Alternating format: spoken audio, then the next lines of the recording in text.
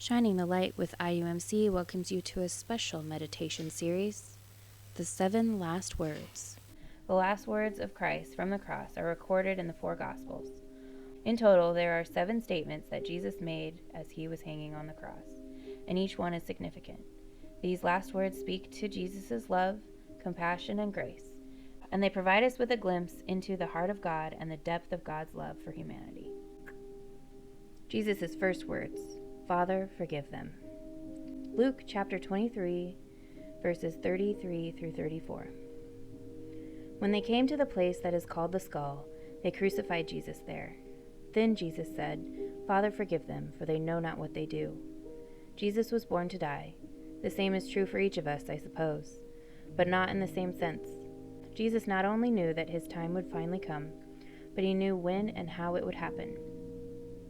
The real significance, though, was in the why. Jesus' death was necessary to bring about the salvation of the world and the coming of the kingdom of justice. Why were his first words ones of forgiveness? Perhaps the key is found in the word them. Father, Jesus prayed, forgive them. Who is them? There were the soldiers, of course, those who had beaten him and nailed him to the cross, and who were still standing by preparing to gamble for his clothing. There were those who had ordered or orchestrated his death, a few of the Jewish religious leaders, and Pilate, the Roman governor, who could have stopped it, but didn't. There was the crowd, Jews and Gentiles alike, who wanted to be part of the show, follow Jesus through the streets to the place of crucifixion, taunting and insulting him. But the word them included far more people than those who were there on that one day. The them also means us. There's an old gospel hymn that asks, were you there when they crucified my Lord? The answer, in a spiritual sense, is yes, we were.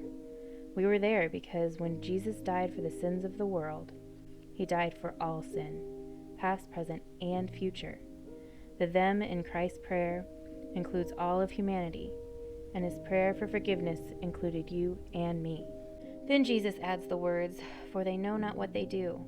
They, all of them, knew they were involved in some manner or another in the death of a fellow human being.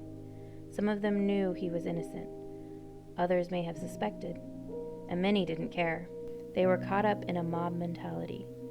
But even though, in one sense, they knew what they were doing to Jesus, they were also in the grip of something they didn't fully understand.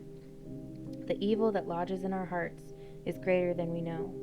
We do things and say things we do not intend. The harm we cause creates a ripple effect that we did not foresee.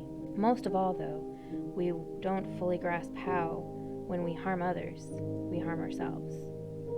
Those who were there that day, no matter their role, didn't yet understand that they would be reliving their actions or inaction for years to come. Jesus, in forgiving, assures us that nothing that you or I could ever do or say or be can put us beyond the reach of his forgiveness. Whether we understand or not, Jesus understands, and he forgives. On the cross, Jesus modeled forgiveness. He could have prayed silently to God, but he wanted those words to be heard. He wanted us to overhear them. We know that we are supposed to forgive others, but too often we hang on to our anger and bitterness. Jesus was saying to us from the cross, this is what forgiveness looks like. On the cross, Jesus' first words demonstrated forgiveness for all those who had caused or would cause him any pain. And his words call us to become people who follow in his path. Take a moment to think about people who have wronged you. Are you willing to pray for them the same prayer that Jesus prayed for those who crucified him?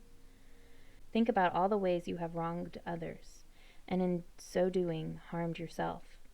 Are you willing to pray for yourself the same prayer that Jesus prayed? Do you need to experience God's forgiveness in a fresh way today?